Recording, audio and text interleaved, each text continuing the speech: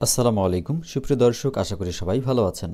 মাহমুদুল্লাহ ফাহিমের ঝড়ে দুর্দান্ত জয় বরিশালের। টার্গেট ১৯৮ রান, বড় লক্ষ্যে ব্যাট করতে নেমে ৫১ রানে নেই ৪ উইকেট। জয়ের সুবাতাস পাচ্ছিল দুর্বার রাজশাহী, তবে সেখানে বাধা হয়ে দাঁড়ান অভিজ্ঞ মাহমুদুল্লাহ রিয়াদ, আর তার পাশে দাঁড়ালেন পাকিস্তানের ফাহিম আশরাফ। এই দুই ব্যাটারের ঝড়ো ব্যাটিংয়ে ১১ বল হাতে রেখে ৪ উইকেটে দুর্দান্ত জয় পেয়েছে বর্তমান চ্যাম্পিয়ন ফরচুন বরিশাল। আজ সোমবার ৩০ ডিসেম্বর মিরপুর শেরেবাংলা জাতীয় ক্রিকেট স্টেডিয়ামে টস জিতে রাজশাহীকে ব্যাটিংয়ে পাঠায় বরিশালের অধিনায়ক তামিম ইকবাল। এনামুল হক বিজয় এবং ইয়াসির রাব্বির ব্যাটে নির্ধারিত ২০ ওভারে ৩ উইকেট হারিয়ে ১৯৭ রান সংগ্রহ করে রাজশাহী।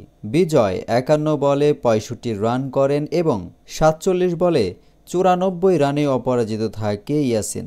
১৯৮ রানের টার্গেটে ব্যাট করতে নেমে ৫১ রানের মধ্যে ৪ উইকেট হারিয়ে চাপে পড়ে যায় বরিশাল। তামিম ৭, কাইল মায়ার ৬, মুশফিকুর রহিম ১৩ ও রানের খাতা খোলার আগেই সাজঘরে ফিরে যায় নাজমুল হোসেন শান্ত। মাঝে দলের হাল ধরার চেষ্টা করেন তাওহিদ হৃদয় ও আফ্রিদি, তবে দলীয় ৬১ রানে ২৩ বলে ৩২ রান করে ফিরে যান হৃদয়। এরপর মাহমুদুল্লাহ রিয়াদকে সঙ্গে নিয়ে ৫১ রানের একটি জুটি করেন শাহিন আফ্রিদি, তবে দলীয় ১১২ রানে ১৭ বলে ২৭ রান করে আউট হয়ে যান শাহিন।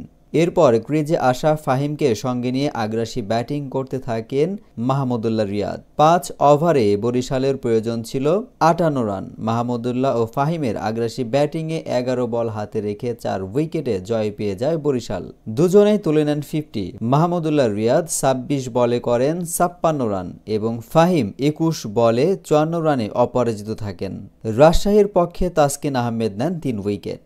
সুপ্রিয় দর্শক, শেষ খবর পাওয়া পর্যন্ত দ্বিতীয় ম্যাচে ঢাকার মুখোমুখি হয়েছে রংপুর রাইডার্স। সুপ্রিয় দর্শক, বিপিএল এর সকল আপডেট পেতে আমাদের চ্যানেলটির সাথেই থাকুন। সবাই ভালো থাকুন, সুস্থ থাকুন। আল্লাহ হাফেজ।